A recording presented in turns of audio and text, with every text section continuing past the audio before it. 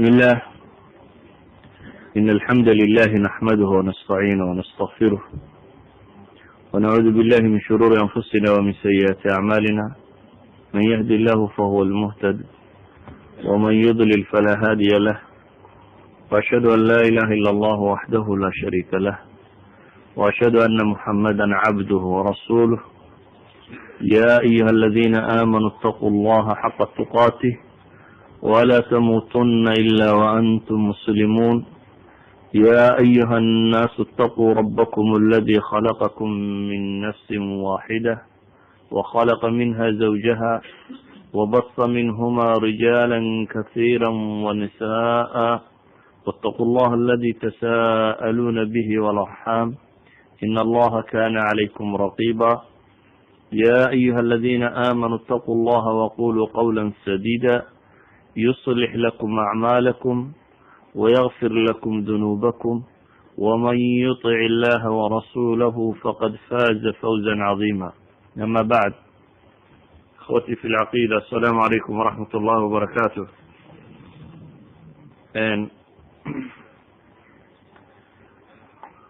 waxaan isku dayayaa inaan wax ka idhaahdo ama sharxi karo mawduucaasi aan ku tilmaamnay humuum almuslim, ama qofka muslimka ah iyo hamiga uu sido, ama bilaxra hamiga looga baahnaa, werwarka looga baahnaa inuu qofka muslimkay xambaarsanaado.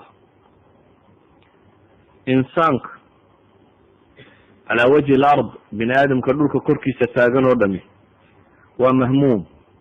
qof waliba hamuu sidaa, qof walba waxbaa maskaxdiisa ka guuxaya, qof walba nolosha waxbuu ka rajaynaya inuu islaaxiyo ama hagaajiyo, intay doontaba hala ekaatee. waa min طabci linsaan inaynu odhan karno xataa caqliga bini aadamku malaa maruu maran yahay baaba iska yar. hadaad jidka marayso waxaa laga yaaba maskaxdaadu inay sheekeynaysa in wax ka guuxayaan. suuqa caadigaa markaad socoto waxaa laga yaabaa naftaadu inay isu waramayso, waxuun baa werwarkaaga ama maskaxdaada ama aragtidaada kusoo noqnoqonaya oo ad in badan ka hadlaysa. walidalik ba nin soomaaliyeed ba waxaa laga sheegaaba u isla hadli jiraa layidhi markuu wadooyinkiiyo meelaha marayo. wadaad awciisa la yidhaahdo waa isla hadli jiraa layidhi. maalintii dambe yidhaha awcis, markanaad horta dhulkaa marayso maxaad iskula hadashaa ba layidhi. wuxuu yidhi adeer dadkuba uu isla wada hadlaaye, anigu waan ismaqashiyaa bu yidhi. yani qof madaxiisuba uu maran yahay ma jiro, ee dadkan wadada socda dhammaantood qof waliba waa isla hadlaya. anigu bimujarad waxaan idinkaga gedisnay unbu leya waxaan iskula hadlayo ayaan ismaqashiya. waxaynu garan karnaa insaanna maskaxdiisa inaanay marhnayn marka.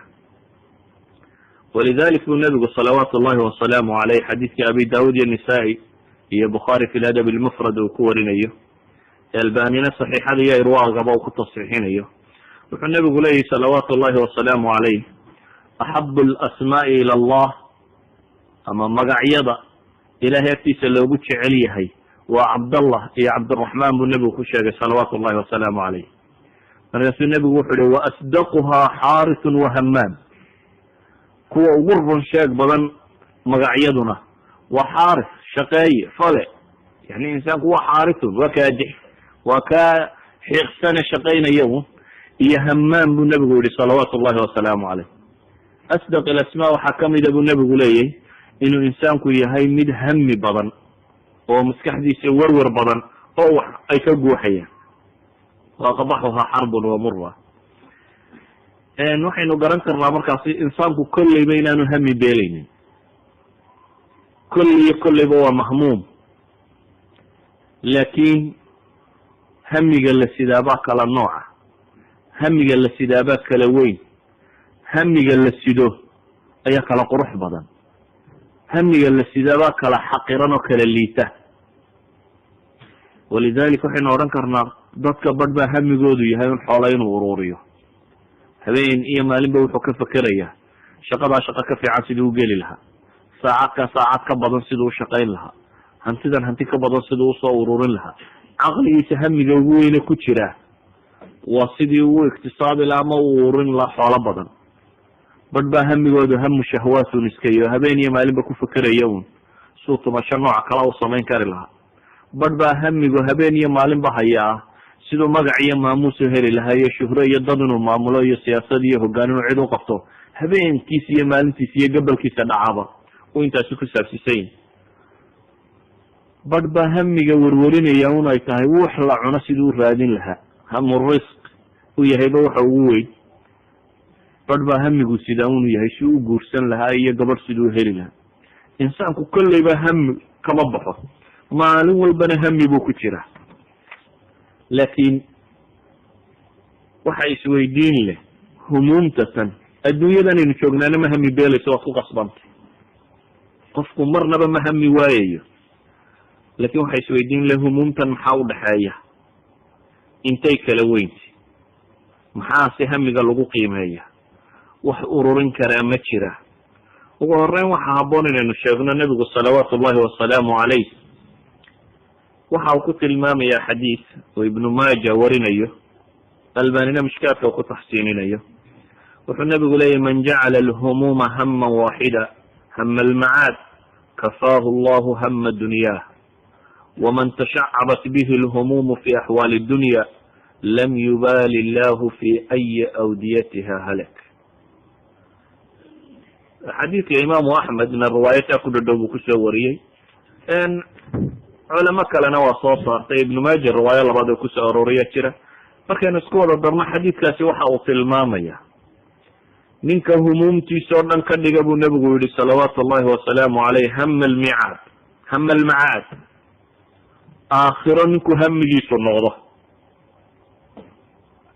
iyo aakhiro siduu u liibaani lahaa iyo naar siduu uga baxsan lahaa iyo janno siduu ku geli lahaa iyo ilaahay subxaana watacaala wuxuu ugu jawaabi lahaa maalinta qiyaamaha markuu ishortaago, iyadoo aan isaga iyo rabbigii wax turjumaani udhaxaynin oo wax walba la weydiin doono. ninka u xidhxidhe hamigiisa ugu weyni uu yahay qadiyadaasi meesha uu iska taagi lahaa, wuxuu nebigu ku tilmaamaya kafaahu allahu hama dunyaah, ilaahay baa kaga filaada hamigii adduunye oo dhan, hamigiisa adduun oo dhan ilahay baa kaga filaada buu nebigu yihi salawaatu ullahi wasalaamu calayh. waman tashacabat bihi lhumuum, ninkay humuumtaasi ku tiro badato buu nebigu yihi, ee ay ku badato, ee waxa haysta iyo wuxuu ka warwaraya iyo wuxuu isleeyahy xallilay iniba dhan oo la dhacdo fi axwaali dunya buu nebigu leeyahy. humuumtiisu ninkay kusoo ururto axwaashaasi adduunyo, lam yubaali illahu fi ayi awdiyatiha halak, ilaahay uma aabaya, yani ma fiiriyo, dan kama galo dooxyadeeda kuu ku halaagsamaya baa la yidhi subxaana watacaala. yani nebigu wuxuu tilmaamayaa dooxyada adduun ama humuumtaa tirada badan leh ee uu ku dawakay ka uu ku halaagsamayo alla subxaana watacaala ma eego ama uma aaba yeelo. yani wuxuu nebigu salawaatu ullahi wasalaamu calayh xadiis imaamu tirmidi warinaya, isagana sanadkiisu insha allah saxiixu yahay, wuxuu nebigu ku tilmaamaya man kanat ilaakhiratu hama jacala allahu ghinahu fi qalbih wajamaca lahu shamlah waatathu dunya wahiya raagima waman kanat iddunya hama jacala allahu faqrahu bayna caynayh wafaraqa calayhi shamlah walam ya'tihi min addunya ila ma qudir. wuxuu nebigu leeyahy salawaatu ullahi wasalaamu calayh ninka humuumtiisu aakhiro ka yeela, ilaahay subxaana watacaala qalbiga ayuu hina u dhigaa, qalbigiisa ayuu ka kaaftoomaa, hani buu noqdaa. wajamaca lahu shamlah waatat iddunya wahiya raagima, ilaahay subxaana watacaala arrinkiisa o dhan wuu ururiyaa. adduunkuna wuxuu u yimaadaa isagoo raadacaynaya bu alla ku tilmaamaya subxaana watacaala. ninka adduunye hamigiisa ka dhigaya siduu u ururin lahaa, ama siduu boos uga gaari lahaa, ama siduu wax uga noqon lahaa, ilaahay faqrigiisunbuu labada indhood dhexdooda u saaraa buu nebigu leeyahy salawaatu ullahi wasalaamu caleyh. wafaraqa calayhi shamlah, waana ka kala yaacdaa. walam ya'tihi min addunya ila ma qudira lah, adduunkana kama haleelo intii looga qoray mooyaane wax kale buu nebigu ku tilmaamaya. adduunka wuxuu ka haleelaana waa intii looga qoray oo qura. axaadiista tani waxa ay tilmaamaysa uu nebigu leeyahy salawaatu ullahi wasalaamu calayh adduun ninkii aanu hamigiisa ugu weyn noqonin ee aakhira ay noqoto hamigiisa ugu weyn, wixiisa kale ilaahay baa u ururiya subxaanahu watacaala. ninkuu adduun hamigiisa noqdo sidii kuwii gaalada ilahay la waladiina kafaruu yatamatacuun wayaakuluun kama taakulu ancaamu wannaaru matwan lahum, ama uu nebigu ku tilmaamayay tacisa cabdu dirham wa dinaar. hamigu hadduu adduun u noqdona ilaahi subxaanahu watacaala waa ku firdhiya, waa kusii dhib muta. waxaynu isweydiinaynaa markaas, qof kasta oo muslimina uu u baahan yahay inuu isweydiiyo waa maxay hamiga ugu weyn aynu xambaarsannahay. insaanku wuu ku qasban yahay humuumtatan, laakiin waxaanu leenahay humuumta mise leekayn isku midna ahay. sida awgeed buu nebigu salawaatu ullahi wasalaamu calayh xadiidkii tirmidi iyo nisaa-i fi camal yawm walayla iyo xaakim ba ay soo warinayaan, waxa uu nebigu ku tilmaamaya salawaatu ullahi wasalaamu calayh ducadiisii kamid ahaa, allahuma aqsim min khashyatika ma taxulu bihi baynana, xadiidka macruufka. wuxuu nebigu lahaa salawaatu ullahi wasalaamu calayh oo ducadiisaasi kamid ahaa, walaa tajcal iddunya akbara hamina walaa mablaga cilmina.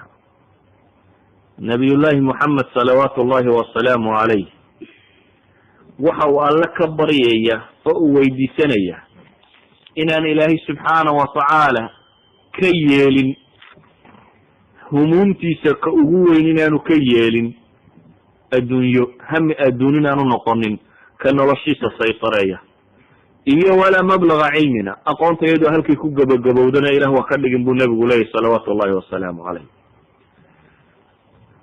nebigu muxuu yeelay? laa tajcal idunya akbara hamina. insaanku waa mahmuum, laakin waxaa la yidhaahdaa humuumtu way ishoos timaadaa, way kala farcantaa. mid baa madaxu noqota. xataa culamaai nafsiga caadiga waxay dhahdaan, cilmiyan waxay dhahdaan insaanka hal hami baa saytareeya, waxa kaloo dhami furuuc bay u noqdaan. si kale haddaan u dhigno, humuumta soo hadhay oo dhami waxay noqonayaan wax hamigaa qura u adeegaya. masalan, hadduu qofku hami aakhira qaato, hamiga aakhira hadduu qaato, hamigaasi nolosha adduun wuxuu ka samaynayo o dhan kaas baa xadida. hadduu guursanayo wuxuu eegayaa guur aakhira wax tara, oo wuxuu eegayaa fadfar bidaati diini taribat yadak. hadduu guri degayo wuxuu eegayaa guri aakhira wax tara. isweydiinaya, yani meesha markaad degayso, meel markaad degayso waxaad isweydiinaysaa intaasoo su-aalood. hadduu hamigaagu adduun yahay, waxaad isweydiinaysaa guriga iyo inta qole uu yahay, sida uu u ballaadhan yahay, hawooyinkiisa iyo sida ay yihiin, noocaasaad ufakeraysaa. hadduu laakin hamigaagu aakhira yahay, waxa koowaad aad ka fakeraysaa waxa weeyaan guriga iyo jaarkiisa, masaajidka iyo inta uu jiro, salaada jamaacaadka shanta inaad gaari karta iyo inaad gaari karin. idan miqyaaskaas sidetaabaa laba kala ah. marka hamigaagu, labada qofba guray u baahan yihin, labada qofba guray rabaan inay kiraystaan, laakin qofna wuxuu xambaarsan yahay hami aakhiro. walidalika isagoo guri un sida ka kaleba guri u gelaya, guri gelaya, ayaa gurigiisu wuxuu ku qiimaysan yahay intee buu jaarkaagu fiican yahay, intee baad dad wanaagsan la degaysaa, intee baad masaajida ku dhawaanaysaa, intee baad meel cibaado kugu taageerta wadaysaa. hadduu shaqo yahay soo kale ku xisaabtamaya. ninka hamigiisu hami aakhiro yahay, wuxuu eegayaa shaqada tani wax macsiya intaad ka fogaan karaysa, intay shubha ka dheertay, intay xalaal u dhowday, taasuu ka fekeraya. nin kalena wuxuu ka fekerayaa teebaa maxay iyo salary badan, keebaa mushahar badan. waa miqyaaska koowaad ku eegayo. miqyaaskiisa labaadna waxa weyaan keebaa saacaad yar. laakin waxaa laga yaabaa xataa haddaad school dhigayso, macalin aad tahay, inuu ka fekerto, ninka aakhire ka fekeraya waxa laga yaaba inuu is idhaahdo iskuol keebaa kuu baahan, keebaad diin wax uga tari karaysaa, keebaad islaam dad ku hanuunin karaysaa. kalena waxa laga yaaba inuu isweydiiyo su-aasha, labada waa macalin, lakin macalin kale waxa laga yaaba inuu isweydiiyo keebaa xisaskana yar, mushaharkana badan, yani maadu ku qiimeynaya. idan hamiga kugu weyn humuumta aad sido ayaa inta kaloo dhami hoos timaada. haddii hamiga arsaaqda kugu weyn yahay iyo xoolo sidee loo helaa, noloshaada halkaad degayso waxa xadeeyo oo qura halkaad lacagta ugu badan ka helayso. dii la yidhahdo maraykankay ku badan tahayna waa inaynu berri maraykanka wada tagnaa. haddii la yidhaha xagga talyaaniga jirtana waa in talyaaniga la qabtaabo, haddii xaggii soomaaliya aynu kusoo yani lagu sheegana xaggaasu maynu qabanayna. waayo waxa xadaynaya ugu weyniba waa maxay? hiya almaada, waa lacag. huwa alhami alakbar. maadaama hamu lakbar uu yahay nolosha kaloo dhan iyadaa tawc looga dhigay, iyadaa loo wada hogaansiinaya. ama hamigaaga ugu weyni hadduu aakhiro yahay, waxaad nolosha kaloo dhan u hogaansaneynaysaa, aada ugu dhadhaweynaysaa hamiga ugu weyn maxaad ku gaadhaysaa. sidaa awgeed buu nabigu salawaatu llahi wasalaamu caleyh ducadiisa wuxuu ku tilmaamayey oo duca nebi ah, walaa tajcal iddunya akbara hamina. ilaw adduun ha ka dhigin waxa ugu weyn ee caqligeeda iyo tabarteeda iyo wax iyaguba isugu tago, walaa mablaga cilmina.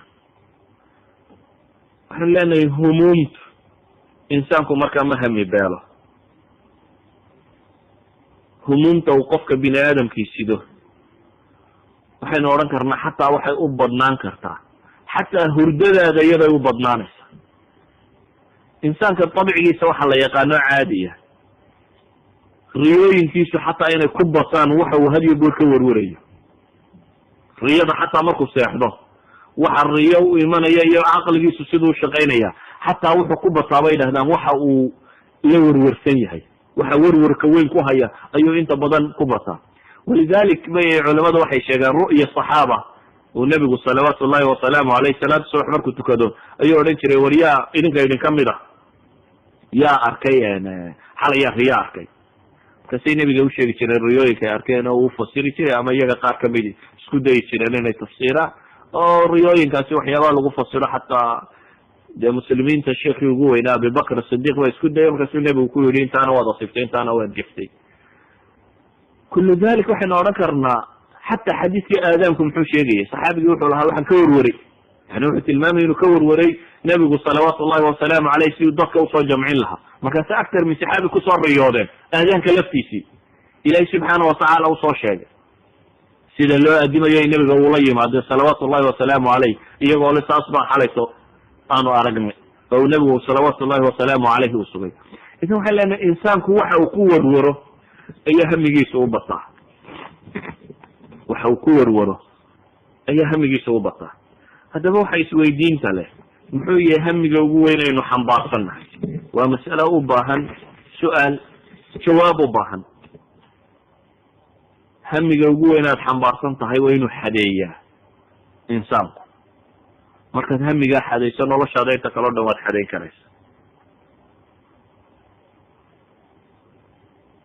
insaanku sheekh maxamed xasan ba wuxuu sheegayaa qisa ayuu werinaya, uu yihi niman baa meel isugu yimi buu yihi, uu kamid yahay saxaabigii la odhan jiray cabdillahi ibnu cumar ibn alkhataab iyo muscab ibnu cumayr, muscab ibnu zubayr iyo curwata ibnu zubayr iyo cabdilmalik ibnu marwan ayaa meel wada fadhiistay buu yihi.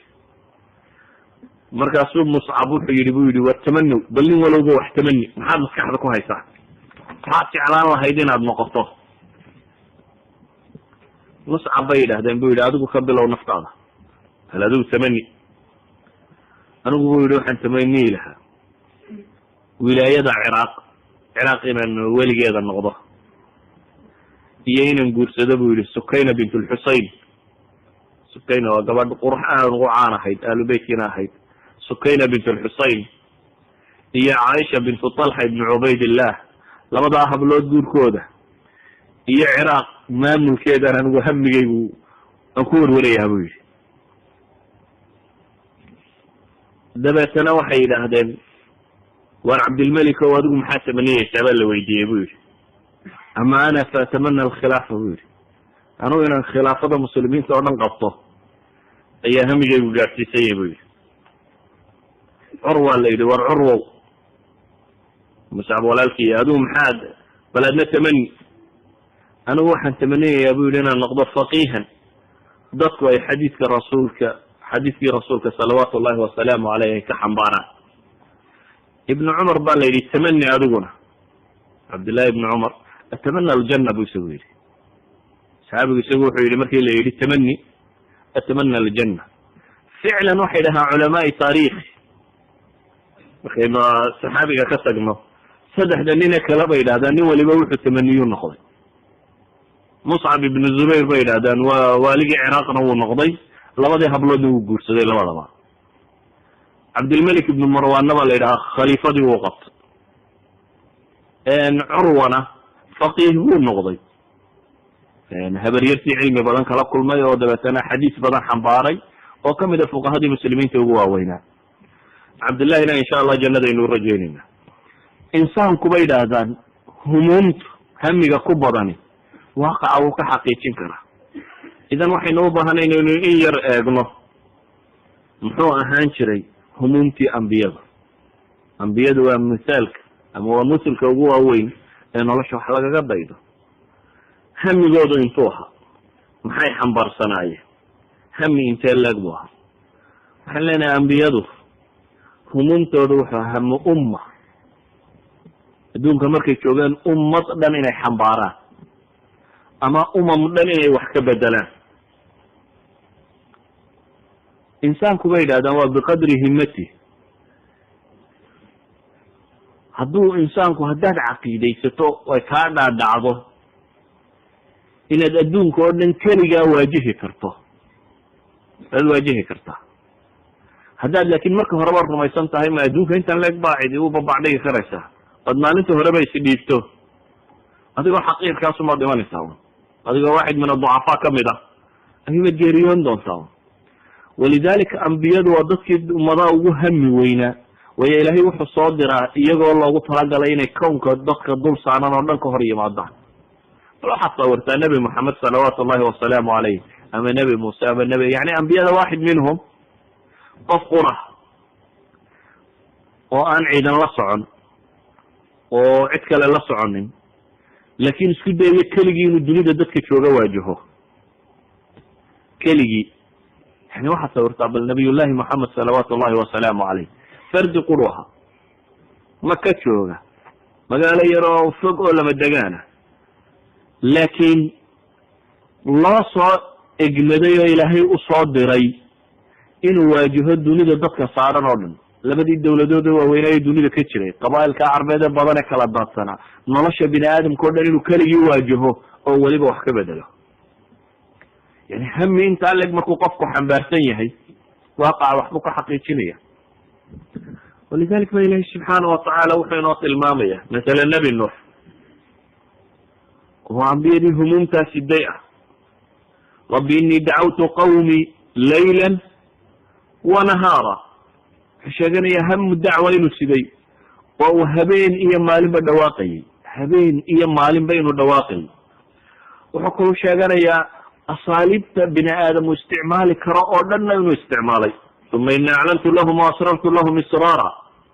kor iyo hoos iyo faq iyo nooc walo bini aadam wax loogu dhigi karaba inuu isku dayey inuu wax ugu soo dhigo ama uga hor yimaado.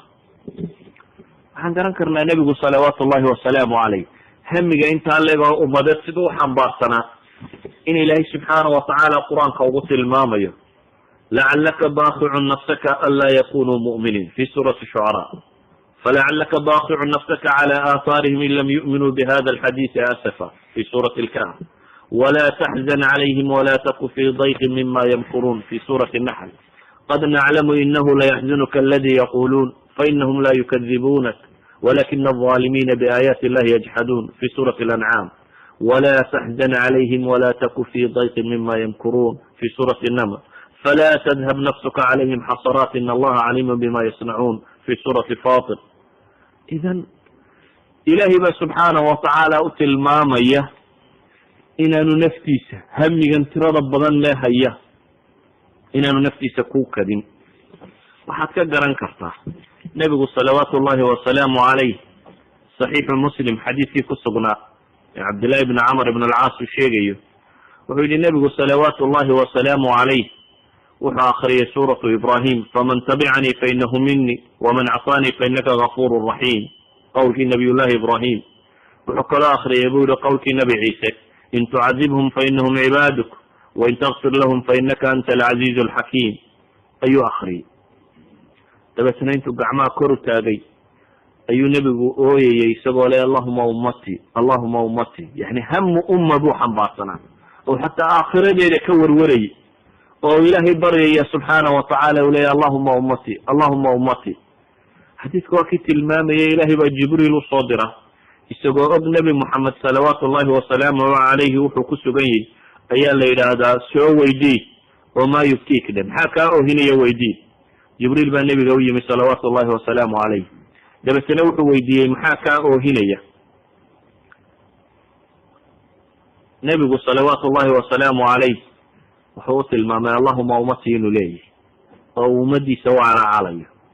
dabeetana ilaahay baa wuxuu ku yidhi jibriil idhab ilaa muxamadin faqul lah ina allaha yaqulu laka ina sanurdika fi ummatik walaa nasuuk. waxaad ku tidhaahdaa nebi moxamed salawaatu ullahi wasalaamu calayh ina sanurdika fi ummatik walaa nasuuk. ummadaada waa kaa raali gelinaynaa ba alla leeyahy subxaana watacaala oo kugu xumayn mayno. suurat duxa waa ka aayaadka alla ku tilmaamaya subxaana watacala walasawfa yucطika rabuk fatarda alla leeyahy subxaana watacaala. waxaan leenahay hamu dacwa waa ham min humuumi alaakhira, in ummad aada hamigeed xambaarto, inaad isku daydo ummad dhan inaad wax ka bedesho. waa hami dadka waaweynun ay xambaari karaan. walidalik bay caaisha waxay ku lahayd nabiga salawaatu ullahi wasalaamu calayhi xadiidkii saxiixeynka ku yaalay ayaa waxay tihi ilaahay rasuulkiisiiyo hal ataa calayka yawmun kana ashad min yawmi uxud, maalintii uxud kaaga darani miyay kugu timi bay weydiisay nebiga salawaatu ullahi wasalaamu calayh. maalintii uxud nebiga dhib badan baa soo gaadhay oo ciidankiisii la jebiyey oo saxaabo badan oo kuwa uu jeclaa kamid yihiin xamze iyo rag lamid ay ku jiraan la dilay oo ay shahaado qaateen, oo nebiga salawaatu ullahi wasalaamu caleyh xaj la gaarsiiyey uu salaadii fadhiga ku tukado, oo god uu ku dhacay, oo ilkaabar jajabeen, oo koofiyadii madaxa ka gashay, oo dhiig lagaga keenay, oo dhib aada u tiro badan ay gaadhay, oo uu kori kari waaye buurtii yarayd ay korayeen ilaa saxaabi ugu fadhiistay oo uu isku taagay. yani kullu dalik nebiga iyadoo soo gaadheen caaisha waxay ku tihi maalintii uxud maalin kaaga darani miyay kusoo martay ilahi rasuulkiisiiyo. wuxuu nebigu ku yihi laqad laqitu min qawmika ma laqit wakana ashaddu ma laqitu minhum yawma alcaqaba id caradtu nafsii cala bni cabdiyaaleyl ibni cabdilkilaal falam wuxuu nebigu leeyahy salawaatu ullahi wasalaamu calayh waan kala kulmay tolkaa wixii aan kala kulmay. maalmaha igu daraydaan tolkaa wax kala kulmayna yawmi alcaqaba baa kamida buu nebigu leeyahy. wuxuu ka waramayaa nebigu salawaatu ullahi wasalaamu calayhi markii maka inta waxba lagaga dhegeysan waayey dhibtu ay soo gaadhay camulxusni ee uu baxay ee uu daaif qaftay, ee daaifna nimankii odayada u ahaa intuu u tegey ay aqbali waayeen. nebigu wuxuu leeyahy fainطalaqtu wa ana mahmuumun cala wajhi, waan soo dhaqaaqay buu nebigu yihi salawaatu ullahi wasalaamu calayh wa ana mahmuum, anigoo haminaya buu nebigu leeyahy salawaatu ullahi wasalaamu calayh. bal xadiidka u fiirso falam astafiq ila wa ana biqarni thacaalib buu nebigu yihi, maan baraarugin ama maan toosin ilaa iyo waxaan is ogaaday unbuu nebigu leeyahy si aan isaga socday markii dhibta igu dhacday hamigii qaaday si aan u soconayey wuxuun baan arkay bu yihi anigoo qarnu thacaalib jooga. qarnu thacaalib waa qarni lmanaazil, waa miiqaatu ahli najd, markay xajka imanayaan halkay kasoo xidhaan. halkaa markaan marayey ayuun baan baraarugay buu nebigu leeyahy salawaatu ullahi wasalaamu calayh. yani xataa uu garan waayey intaasoo kilomitr isagoo maraya uu nebigu tilmaamay yani inaanu garanaynin meel uu socdo, ee bimujarad inay ifaaqadu ku dhacday ama uu toosay unu is arkay un isagoo maraya meesha tan. waa maxay hamigan uu xambaarsanaa?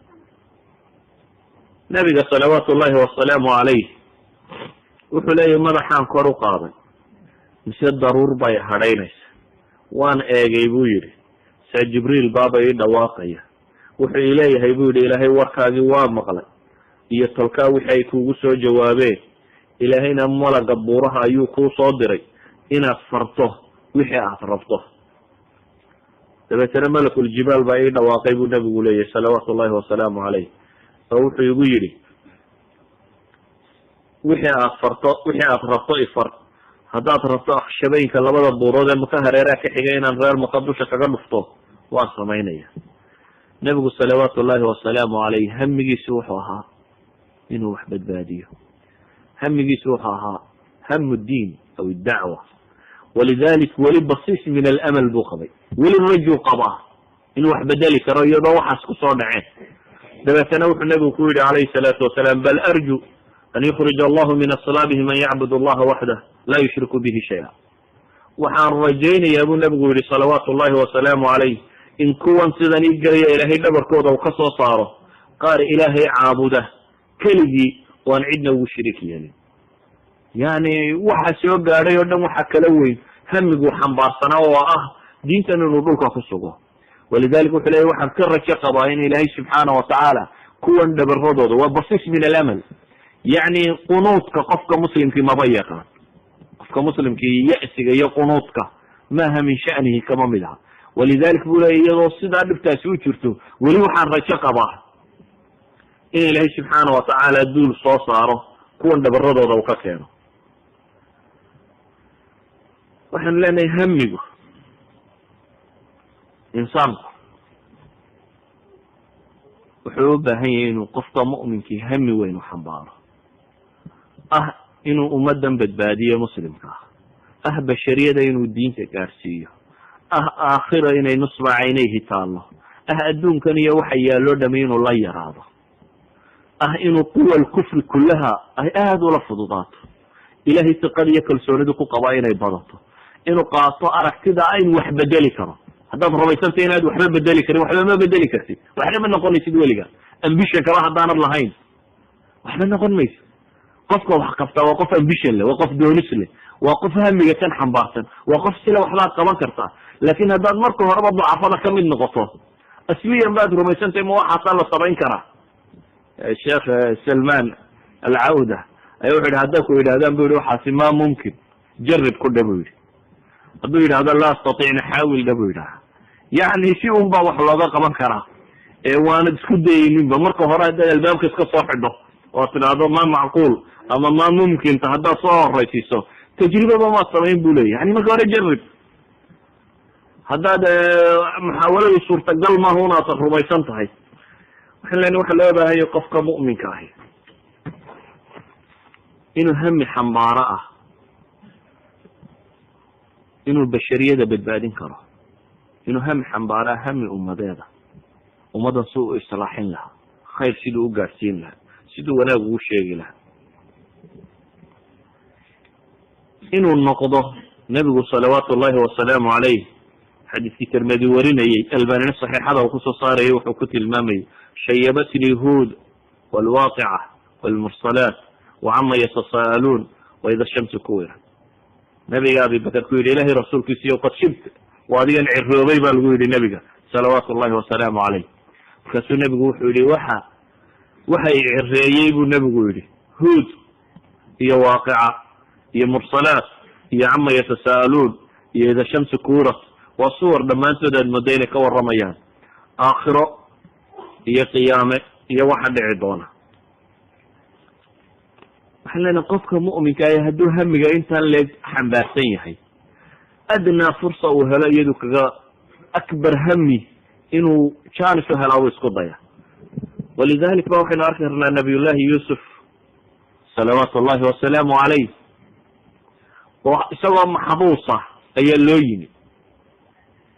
maxaabistii baa istigi su-aalo weydiiya ilaahay nabiyullahi yuusuf waxyaabuhu baray waxaa kamid ahaa ta'wiilka ama riyada fasirkeeda. waa cilmi ilahay uu ku gaar yeelay nebiga kan si gaara loo sii baray ta'wiil axaadiis. dabeetana way u yimaadeen markii loo sheegay fursadii yarayd ee inay la hadleen oo ay waxweydiisaan uu arkay inay u baahan yihiin wuxuu isku dayay hadihi lfursa intaanu xaajadooda gudin inuu maxay hamigii xambaarsanaa inuu sameeyo jaaniska inuu ka faaidaysto. walidalik bu wuxuu ku lahaa ya saaxibayi sijn aarbaab mutafariquuna khayr am illah alwaxid alqahaar ma tacbuduna min dunih ila asma samaytumuha antum waaaba'ukum ma anzla allahu biha min sulطan in alxukmu ila lilah amara an la tacbuduu ila iyah dalika addiin alqayim walakina aktar annaasi la yaclamuun. ya saaxibayi sijn markaasuu bilaabay inuu tilmaamo ama axad inuu ka waramo riyadoodii midkiina waxan baa ku dhacaya midkiina saasaan. laakin intii bimujarad inay isu soo taageen oo su-aal weydiiyeen wuxuu uga faa'iidaystay hamigiisii weynaayo uu xambaarsanaa inuu gaadhsiiyo oo leeyahay war labadaydin saaxiibe xabsigow ma rabbiyo badan iyo aaliha badan baa habboon in la caabudo mise alle subxaana watacaala allaha keliga ah war waxaa caabudaysaan waa magacyo una idinku bixiseen idinka iyo aabayaashiin ilahayna wax xujiyo daliiluma soo dejin in ilxukmu ila lilah amara an laa tacbuduu ila iyah war xukun oo dhan allah iska leh mid qadari iyo mid tashriiciyaba ilahay ba iska leh waxaanu faray keligii in la caabudo taasaana diinta toosana dad kasta inta badani garan maaya waxaan leenahay waa hami loo baahan yahi dadka mu'miniinta inay xambaaraan humuumtii dadkii saalixiinta ahaa waxaad garan kartaa axaadiistii saxiixayd ee cumar laga warinaya yani bukhaari baa rajaynaya inay ku taalay xataa in uu tilmaamayo cumar hamigiisu yani anoo salaada ku jiraan waxaan tajhiisiyaa buu lahaa jeish ujahisu jeishan fi salaa ciidan dhan baan u xidhxidhaa waxaa la yidhahdaa cumar ayaa maalin wuxuu ku yidhi ba la yidhahdaa bacd saxaaba bal tamanu buu yihi bal waxa tamaniya saaxibu safwi safwa sida uu sheegayo tamaniya buu yihi dabeetana waxaa nin baa wuxuu yihi waxaan tamaniyey daartan oo dahaba waan ilahay dartii u bixiyo daartan aynu ku jirno inta wada daab noqotaan ilahay dartii u bixiyo haddana mar kaluu cumar yidhi ba la yidhi tamanu bal mar kale isku daya mid kale wuxuu yihi waxaan anigu tamaniyaya iyadoo mamlu'a lu'lu'an wa zubarjadan wa jawhara unfiqhu fi sabiili illah iyadoo lu'lu iyo zubarjad iyo yani macaadintaasi qaaliga iyadoo ka buuxda waan ilaahay dartii u bixiyo markaasuu yihi tamanu waxay ku yidhaahdeen ya amiira almu'miniina ma nadri ma naqul waxaanu dhahna garan mayna bay ku yidhaahdeen wuxuu cumar yidhi anigu laakin waxaan tamaninaya daartanoo rag wada abu cubayda ilahay ka buuxiye buu yihi rijaal yani misl abu cubayda hamiguu xambaarsanaabaa wuxuu ahaa hamu diini wadacwa iyo in futuuxaad kar ilaahay u furo laakin dadku ku tiirsanaan lahaa buu rajaynaya daartanoo wada abi cubayde ah ayaan anigu tamaniyi lahaa buu leeya ama hamigaygu ahaan laha ikhwati fi lcaqiida waxaan leenahay qofku waxa kusoo noqnoqda ee hamiga uu xambaarsan yihi in badan buu caqligiisa raad ku yeesha waxaad garan kartaa saxaabigii sacd ibn rabic alansari markii uu nebigu yihi salawaatu llahi wasalaamu alayhi war bal soo eega gazwat uxud yani meeluu ku dambeeyey isagoo naftu ay kasii baxayso ayay u yimaadeen dabeetana fariin buu faray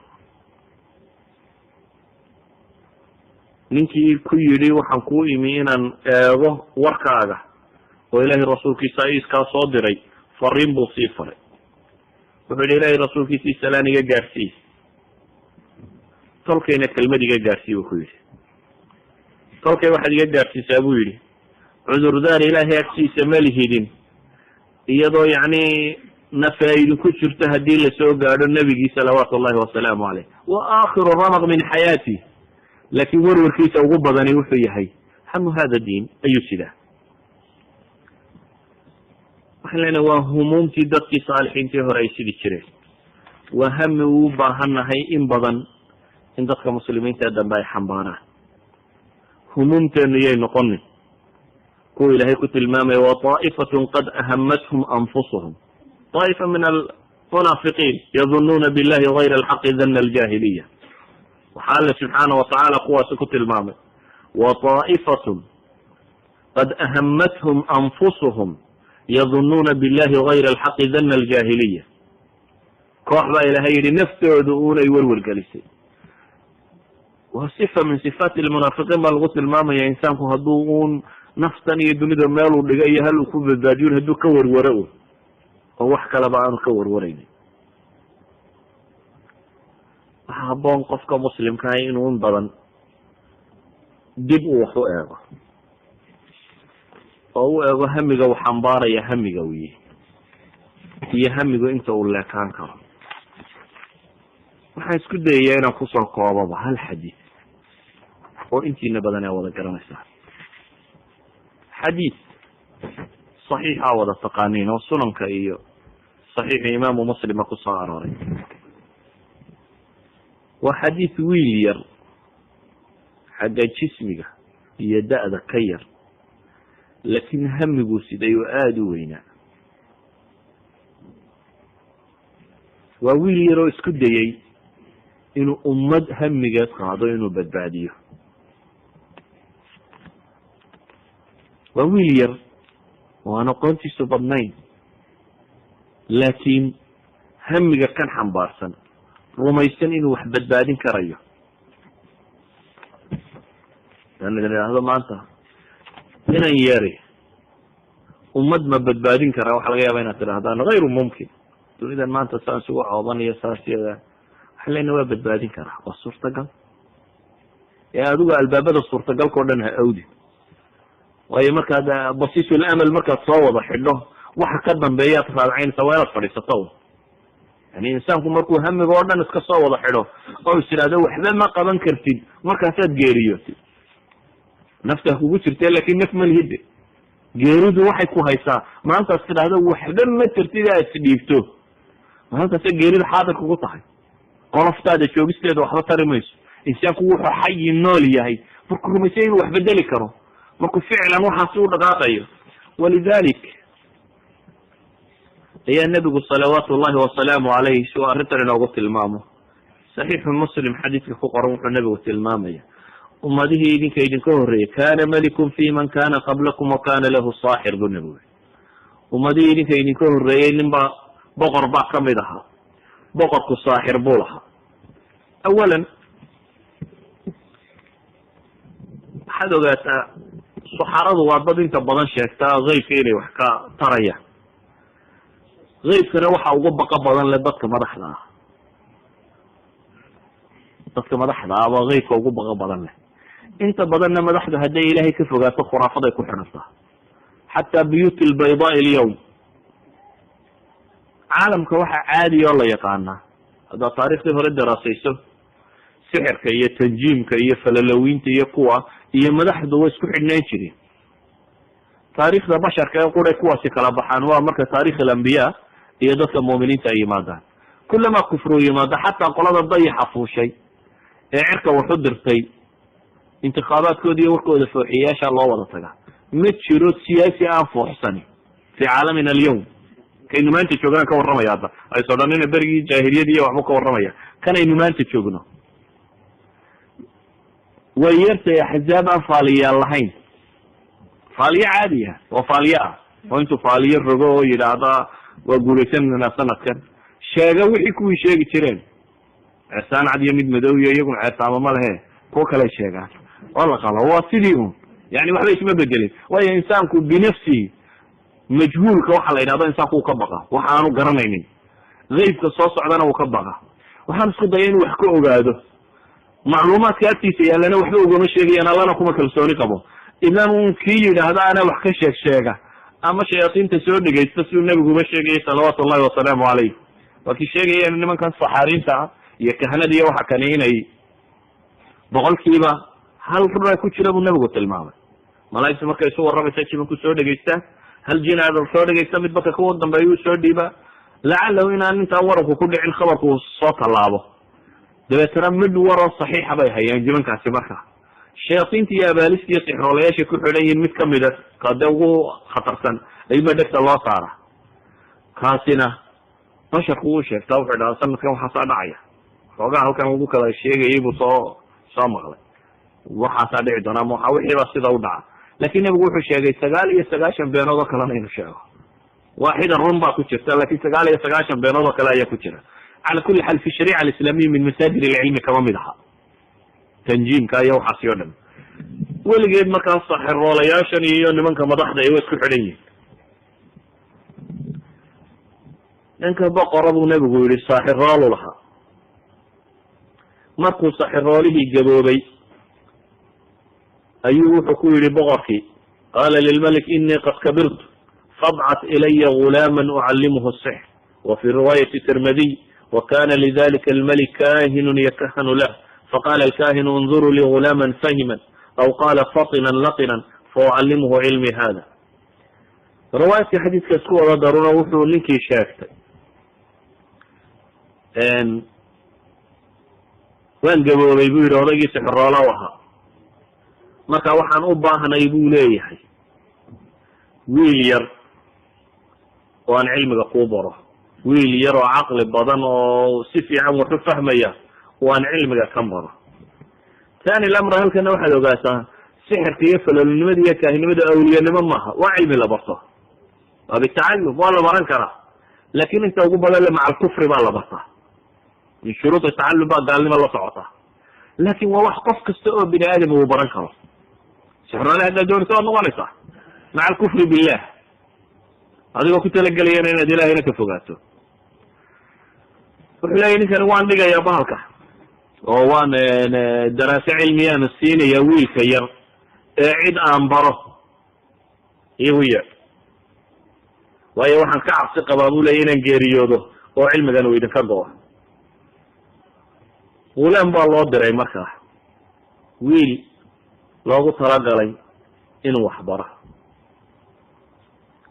wiilku ariiqa uu sii maro siduu xadiidka rasuulku salawaatu ullahi wasalaamu caleyh sheegayey, raahib baa fadhiya, nin cibaado u go-ay oo muslima ayaa degan.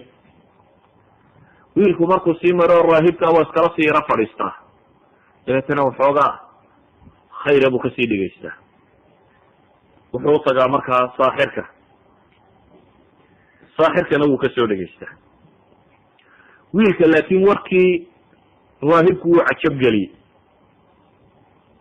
marka uu kasoo noqdo saaxiroolaha ee xagga gurigoodii kusii socdana waa la yaro fadhiistaa, waxoogaa kaleu kasii dhegaystaa.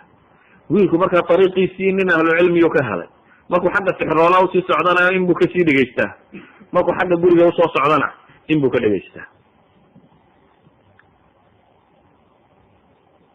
saaxiroolihii markaa wuxuu ka xanaaqay wiilkani xisaska waktigii loogu talagalay inuu qaato ayuu ka habsaama. saaxiroolaha marku u yimaado nebigu wuxuu leeyahy wuu garaacaa liannahu ta'ahara caleyh, waktigii loogu talagalay inuu yimaado dib uga dhacay. reerkooda markuu u tagana waa la maagaa. raahibkii buu yihi maxaan yeela?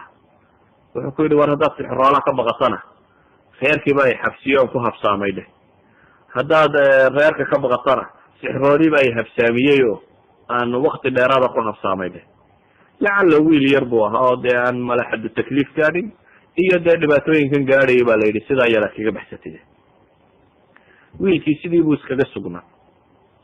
laakin waxaad xadiidka ka arkaysaa xaqa iyo baatilku xataa hadduu majaalku u sinmaan fitrada basharka ee saliimka ah, inay mayaal fitradu unoqonayso ila alxaq. waayo wiilkani waa wiil yar, laakin si siman buu wuxuu u dhegaystay xaq cid sheegaysa iyo cid baatil sheegaysa. yani dheg uquna lama siino, dhegta kale lagama awdin. dunya alyawm waxay kuleeyihin waa dimuqraatiya waa kan, lakin waxay rabaan dhegta sharkuna inay furnaato, dhegta khayrka dhegaysan lahaydna in la awdo. ama cala alaqal xataa haddii labada dhegoodba si fiican uu qofku u wada dhegaysan kari lahaa, mayaal ila alxaq buu noqonaya, sida wiilkan yar ka muuqata. wiilkii sidii buu sameeyey. xadiidka nebigu salawaatu ullahi wasalaamu calayh waxa uu tilmaamayaa maalintii dambe ayuu wuxuu jidkii kula kulmay daaba cadiima.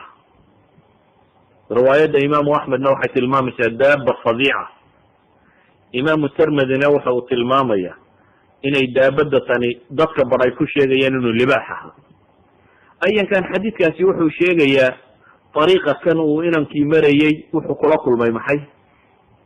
daabad xayawaan dadkii wadada ka goysay. wiilkii ba wuxuu yihi bal maanta waxaan tijaabinaya arrinkii raahibka iyo arrinkii saaxirka ka xaqa ah, maantaan ogaanayaa buu yihi.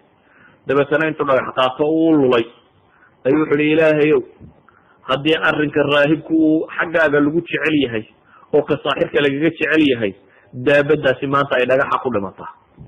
wiilka waxaad arkaysaa markasta inuu mayaal u yahay xagga xaqa, waayo wuxuu horaysiinaya waxa uu tajribeynaya waa maxay? waa arrinkii raahibka. wuxuu leya ilah arrinka raahibku hadduu ka toosnaan badan yahay ninkan kale arrinkiisa, dhagaxaasi uu dilaa xayawaankan. dhagixii buu ku tuuray, dhagixii wuu dilay. dadkiina wadadii bay iska mareen. dadkii su-aala bay isweydiiyeen, waryaa dilay libaaxii wadada fadhiistay? waxaa la yidhi algulaam, wiil yar unbaaba dhagaxinta u lulay kow kaga siiyey. wiilka yari isku dayga fikradda abuu sitay, waanu isku dayey, ilahayna gacantiisa ku dilay. dabeetana dadkii wiilka yara xaggiisii baa loo soo yaaco, waxaa la yidhi laqad calima hada algulaamu cilman lam yaclamhu axad. wiilkan yari cilmu soo bartay aan isaga hortiiba cidi baranin ba la yidhi. raahibkiibuu utago wuu u waramay, wuxuu yihi maanta libaax baa meeshii istaago caynkaasaa dhacdayo dabeetana dhagax baan qaato o saasaan idhi oo ku tajribeeyo dee ilaahay waa diray. ninkii raahibka wuxuu ku yihi wiil yahow,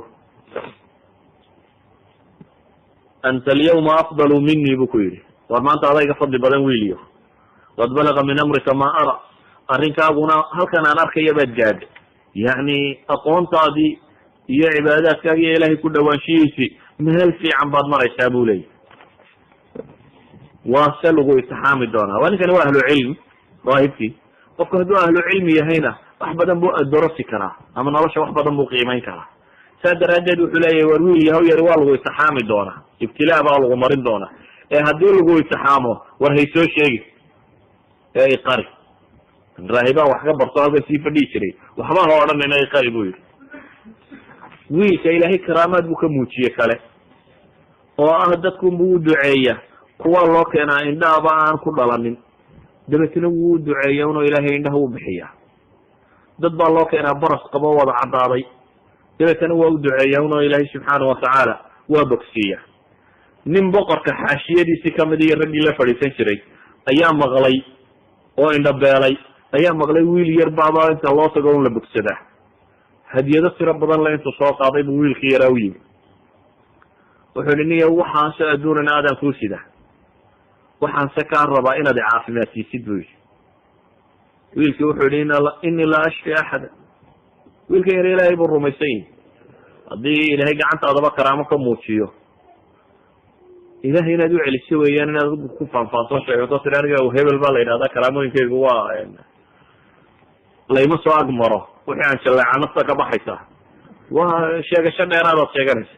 wiilkan yari wuxuu leeyahy warniyo anigu cidnama shaafiya buu yidhi, ilaahay baa wax shaafiya subxaana watacaala. haddaad ilaahay rumayso, u fiirso wiilkan yari, waxa hamiga ah buu xambaartay inuu dadkan hanuuniyo. hamiga ah jeebabkooda inuu u dhacayo waxa ku jira inuu kasoo ururiyo, waa woodi kari lahaa halkaa u fadhiisto inuu yidhaha ken intan in kalena waliba kusoo dara hadaad doonayso in lagu caafimaad siiyo waa odhan kari lahaa. laakin wuxuu ku yidhi niyow waxanaad haysato iska haysa buu yidhi adduun, laakin haddaad ilaahay rumayso oo adiga iimaan lagaa helo, anna baryada waa kugu taageeraya, ilaahay waa kuu baryaya subxaana watacaala inuu indhahaaga kuu soo celiyo. ninkii ilaahay buu rumeeyey, wiilkii yaraa na ilaahay buu u baryay subxaana watacaala, ilaahay indhihiisii buu usoo celiyey. indhihiisii baa alla usoo celiyey subxaana watacaala. xaashiyadii boqorku ahaa dee meeshii boqortooyadu qabtay. boqorkii ba wuxu yihi man radda calayka basarak, waryaa indhihii kuu soo celiyey buu yihi ninkii daynha qabo markuu yimi. qaala rabbi, rabbigay baa indhaha ii soo celiyey buu ku yihi. qaala walaka rabbun gayri, uma mid aan aniga ahayn ba kuu rabbiya buu yihi. ninkan halkaasi ka joogtaa boqorkaa, ma cid aan aniga ahayn ayaa adiga kuu rabbiya. qaala rabbii warabuka allah, aniga iyo adigaba ilaahay baa inoo wada rabbiya buu ku yihi. dabeetana wuxuu yihi hala toorjargareeyo, hala ciqaabo. waa la qaado, waa la ciqaabo. sidii loo toorjargaraynayay buu yarkii soo sheegay. wuxuu yihi niyo ninkaa yar baa ilaahay ii beriyo iyo caafimaad, dabeetana aan hela. wiilkii baa la keenay. wiilkiibu boqorku wuxuu ku yihi bunay qad balaga min sixrik ma tubriu lakmaha walabras watafcal watafcal.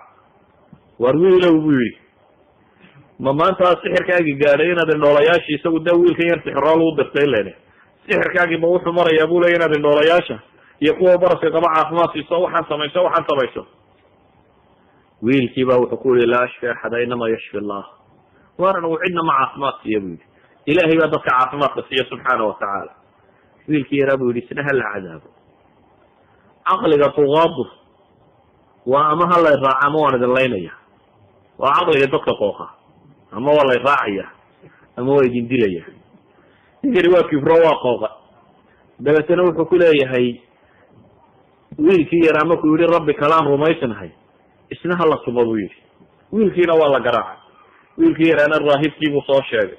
raahibkii baa la keenay. waxaa la yidhi waa kan ninka waxaan oo dhan ka dambeeya, sixirkan iyo waxaan oo dhan dadka soo baray, diinta ka noqon buu ku yidhi raahibkii.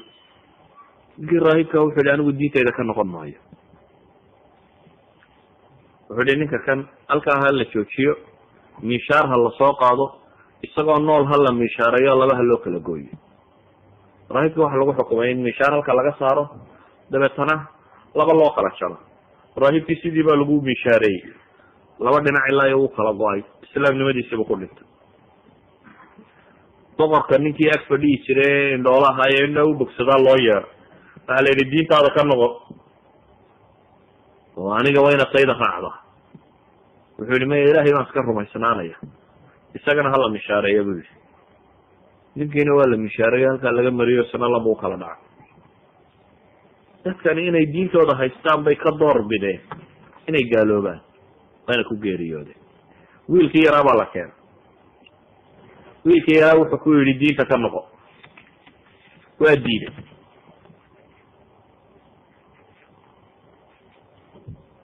wiilkii yaraa markuu diiday inuu diinta ka noqdo, wuxuu yihi qaada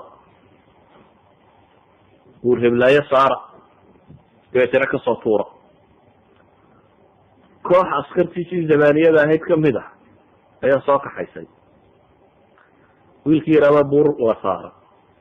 markii buurtii la fuulay ee halkii ugu sarraysay la gaadhay, ayuu wiilkii yaraa ee la rabo in la tuuro ayuu ilaahay baryey. allahuma kfinihim bima shi'ta buu yihi, ilaahow adigu waxaad doonto kuwan igaga kaafi, kuwan iga furo. dabeetana nebigu wuxuu ihi buurtiibaa intay gilgilantay ayuumaa intii askar tahayd ilaahay ka daadiyey. wiilkii yaraana isagoo iska caafimaad qabu ka daadegay buurtii, waa noqday. laakiin muu iska tegin wiilkii yaraa, muu is odhan lelo adiga jaaniskale haddaba baxso. hami buu sidaa. xadiidkana waxaynu u daliishanaynaba waa masalada hamuuma, ummad inuu badbaadiyo hami abuu sidaa. naftan halkaad dhigtaa iyo xagay ku baxsanaysaa ma hata warwarka ku haysta, ee waxa warwarka ku hayaa wuxuu yahay ummadda tan si aad u hagi kartaa ama xaqa aad u gaadhsiin kartaa. wuu soo noqday markaa wiilkii yaraayo isagoo soconaya ayuu wuxuu u yimi boqorkii. boqorkii wuxuu ku yihi maa facala asxaabuk, ciidankii aan kugu daray, nimankaan kugu daray maxay sameeyeen? kafaanihum allah buu yihi, ilaahay baa igaga filaaday buu yihi kuwii aad ugu dartay. koox kalu ku daray. wuxuu yihi doontaa yar ku qaada, badda bartankeeda geeye. markaa badda bartankeeda geysaan ka tuuro iskaga kaalaya. haatana door baa la saaray wiilkii yaraa. ciidan kalaa qaaday. ciidankii buuruhu waxba tari waaye, ciidankii baddaa lagu daray. ciidankii badda wuu wado badda bartankeedii buu geeyey. waxay yidhahdeen ama diinta ka noqo ama waa kaa tuurayna. iyagana wuxuu yihi allahuma kfinihim bima shi'ta, kuwana ilaahay o wixii aad doontay iga kaafi buu yihi, iyana iga qabo. bahashii yaraydun baa ilaahay xagga kale u rogayo isaga mooyaane intii kala qubatay. isna ilaahay waa soo badbaadiyey subxaana watacaala. dabeetana isagoo haddana ismuu odhan war dhuumo oo baxse isagoo soconayuu yimi boqorkii buu yimi. boqorkii markuu yimi wuxuu yihi war nimankii mayaan kugu daray, ciidankii baddu xagay ka dhaceen? wuxuu yihi iyagana ilaahay baa iga kaafi yeelay. laakin buu yihi boqorow ima dili karaysid ilaa iyo inaad yeesho mooyaane waxaan anigu ku amro. adigu ima dili kartid ilaa iyo waxaan ku amro aada yeesho mooyaane. waa maxay buu yihi waxa aada rabtaa? wuxuu yihi dadka oo dhan isugu yeeg, meel qura isugu wada keeg, dabeetana aniga kanaanadayda, yani kanaanada waa jucbadan yara lagu gurto gamuunka, leebabka, qandiga yar aan leebabka anigu ku sito, leeb kala bax leebabkayga kamid a. dabeetana marka aad qaansada bartankeeda dhigto waxaad tidhahdaa bismi illah rabbi lgulaam, magaca ilaahay baan kaalmaysanaya, rabbiga gulaamkan yar ayaan kaalmaysanaya. wiilku falsafadu watay waxay tahay inuu dadkan ilaahay ka dhaadhiciyo subxaana watacaala. hamiga kan buu xambaarsan yahay. wuxuu ogolyahay inuu isagu dhinto, laakin waxa uu rabaa hamigan uu sido inuu natiijadiisa gaaro. walidalik boqorkana wuxuu rabaa inuu qaacidadiisa fashiliyo, iyo inaanu isagu rabbi dadka u ahayn, isba inuu rabbiga qabsanayo, rabbi lghulaam inuu isba leeyahay. wuxuu yihi intaad caynkaa tidhaahdo igu soo tuur. dadkii oo dhan baa meel lagu jamciyey. ummadii markay isu timi ayuu kanaanadii yarka intuu qalqaasto bahalka leefkii kala baxay ayuu yihi bismi illaahi rabbi lghulaam. dabeetana waa ku ganay, halkaa dhafoorkay kaga dhaca wiilkii yaraa. meeshii buu farta geliyo naftii baa ka baxday. dadkii uu soo ururiyo o dhami markaa waxay dhahdeen aamanaa birabbi lghulaam. dadkii meesha isugu yimi o dhami, wiilkii buurta laga tuuray dhiman waaye, badda lagu riday dhiman waaye, si kasta loo gala ilaahay dili waaye, wuxuu ku dhintay in la yidhahdo maxay bismi illah rabbi lghulaam.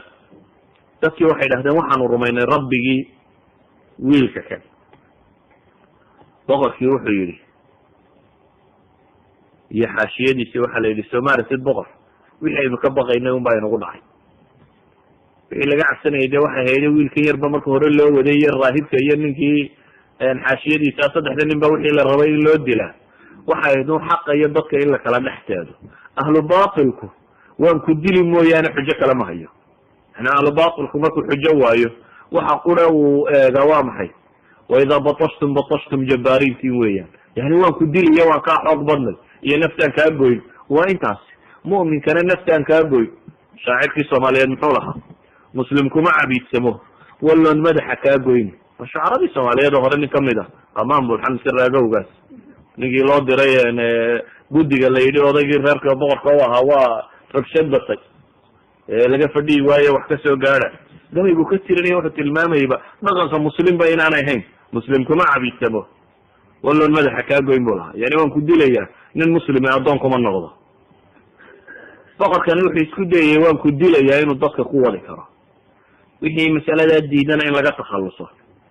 waxay yidhahdeen dee wixii aad ka cabsanaysay dhace, dadkiina wada rumeeye. wuxuu faray markaasi magaalada wadooyinkeeda in godod laga qodo, dab la shido, xaafadahoo dhan markaa xaafad kasta lasoo saaro, la yidhaahdo ma ka noqonaysaan? hadday diidaan godkaa ku rida, hala gubo. sidii baa la sameeyey, dabkii baa la shiday, cid walba waa lasoo keena, ma ka noqonaysaa? may qofkii yidhahdaba waa lagu ridaa. ilaa iyo nabigu salawaatu ullahi wasalaamu aleyh xadiidka uu ku tilmaamayey haweeney ilmo yar sidata ay timi oo dabeetana markay dabkii aragtay ay ka yara naxdo dib isu geejisay, oo ilaahay subxaana watacaala ilmihii yaraa ee xambaarsaneed ka hadliyo uu leeyahay yaa umma isbiri fa inaki cala alxaq. hooyay sabir uu ku yidhi, xaqaadaa ku taagan, waxba dabkaa ka soo biqine sabir. yani xadiidku nebigu waa xadiidkii ku tilmaamayo dhowrkii ilmooda iyagoo yaryar hadlay. xadiidka maxaynu uga jeednaa? xadiidkan oo dhan waxaynu u daliishanaynaa masala waaxida. ilmahan yari wuxuu xambaaray hami ah inuu bulshada wax ka bedeli karo. waa ilmo yar, laakin wuxuu xambaarsan yahay hami ah, ma sida hamiga a naftan halkaad dhigtaa, xagay ku baxsataa, si aad ula badbaada. waayo hadduu kaa xambaarsan yahay maalintii buurta laga suuray ee ilaahay kuwii kale ka riday muddo isna iska baxsan lahaa, boqorka kuma soo noqday. ama badda markii laga suuray ayuu iska soo noqon lahaa isagoo raba inuu meeshiisa kusoo laabto. laakin waxa uu xambaarsanaaba waxa ah hami ah in uu isku dayo in umad badbaadin karo. idan ikhwati fi lcaqiida waxaynu leenahay insaanku waa hamiga uu xambaarsan yahay. humuumtu insaanku hadduu hami badan sido oo hami weyn xambaarsan yahay wax badan buu bedeli karaa. hadduu aakhiro rumaysan yahay wax badan buu bedeli karaa. hadduu laakin hamigiisu ku kooban yahay naftan oo keliya, waxaa iska yar waxa uu bedeli karo. waxaan leenahay camal kasta oo jaliil oo aad aragto waxa qabtay dad humuum waaweyn xambaarsana. xataa axmaashi oo imaam albukhaari maanta waxaynu dhahnay kitaabkiisu waa asaxu kitaabin bacda kitaab illah wacaynka. rijaalkii la noolaan jirayna waxay leeyihin waxaanu arki jirnay imaam albukhaariyo habeenkii 15 jeer ilaa 20 jeer intuu kaco markasta faynusta shita, isagoo xadiis nabi raba inuu takhriijiyo ama uu ka fiirsado. u fiirso qof habeen kasta 15 jeer ilaa 20 jeer kacaya, hamiga uu xambaarsan yahay. fi kulli laleeyahay habeen walba intuu kaco ayuu ugu yaraan intuu seexdu kaco mararka qaarkood bay 15 ilaa 20 gaaraysay bimujarad kitaabkaasi inuu soo saaro. halana insaanku hami weyn xambaarsani dunida waxbuu ka bedeli karaa. waa xaqiiqa naftu waa daciiftaha. xataa shaacirkii carbeed fi zaman aljaahiliya noola muxuu yihi waida kanat nufuusu kibaara tacibat fi muraadiha alajsaamu bulaha. nafuhu hadday waaweyn yihiin buu yihi, nafta qof ku jirtaa naf weyn hadday tahay waxay doonayso jidhku wuu la daalaa buu lahaa. waa gabayaa carbeed ba wuxuu leeya yani daa hima haddaad tahay, insaan hami weyn xambaarsan haddaad tahay, jidhku wuu ku daalayaa buu leeyay oo isagaa kugu dhib mudanaya. qofka mu'minkii hami weyn buu xambaarsan yahay. wuxuu xambaarsan yahay hami ah aakhiro inuu badbaado, wuxuu xambaarsan yahay hami ah ummadda inuu badbaadiyo, wuxuu xambaarsan yahay dadkan inuu cadaabka ka ilaaliyo. walidalika habeenkiisa iyo maalintiisaba waa jihaad iyo ijtihaad. nolosha adduun qofka mu'minkaa wuxuu arkaa maxay? xayaato loolane. noloshani maaha nolol tamato. kuwa gaaleed baa ilahay leeya yatamatacuuna wayakuluun, ama kuwa mu'miniin ilahay wuxuu leeya waladiina jaahaduu fiina. nolosha gebigeeduba waa jihaadsan, nolosha gebigeeduba waa imtixaan. insaanka muslimkii laakin hami weyn buu xambaarsanya. walidalika waxaynu leenahay waxa haboon qofka muslimkii inuu eego war hamigaad xambaarsantay waa kuma, humumta atido ayuhuma keeba alhami alakbara. hamiga kuugu weyne waxa kaloo dhan soo hosgeli karaan keebaya. maxaad nafta ka aaminsantay inaad maxay bedeli karto? haddaad rumaysantahay caalamkan inaad waxba ka bedeli karin, dawlado waaweyn baa jira, kan waaweyn baa jira, waxan waaweyn baa jira, waxba ma bedeli karaysa.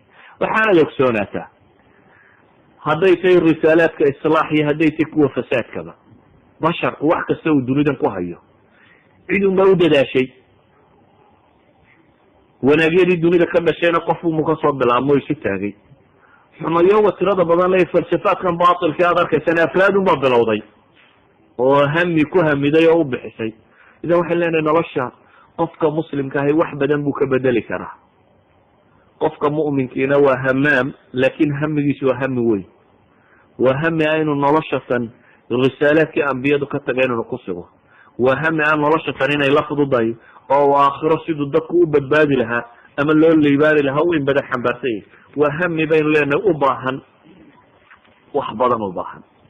walidalika ikhwati fi lcaqiida waxaynu leenahay fi casrina waxaa dadka ku batay kasalka iyo cajsiga.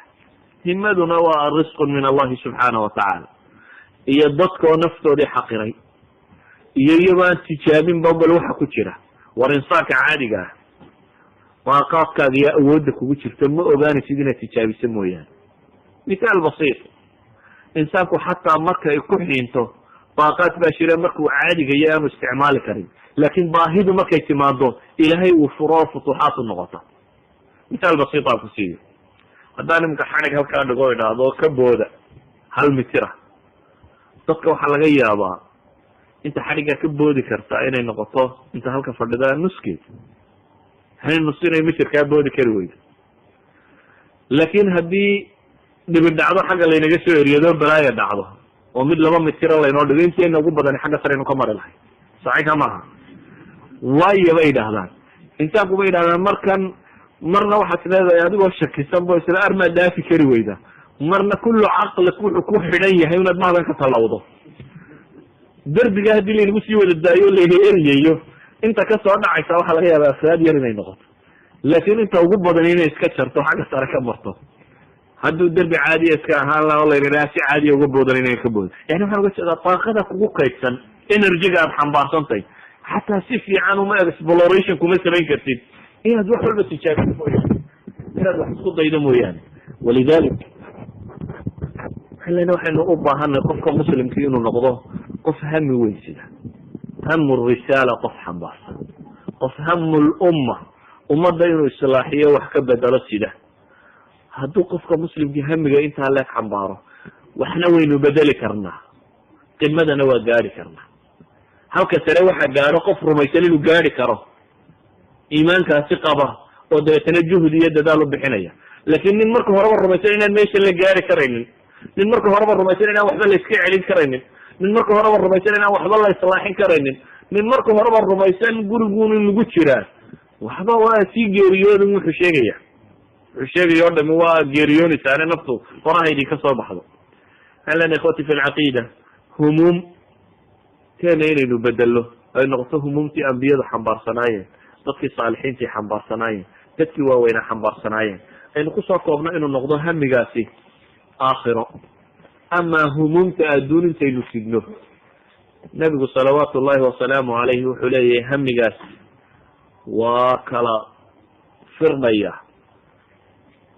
dooxyada dunida markaasee humuumtee tirada badan lana tay naftu kaaga baxayso ilahay midna uma aabayeelayo. wallahu aclam bilahi tawfiiq.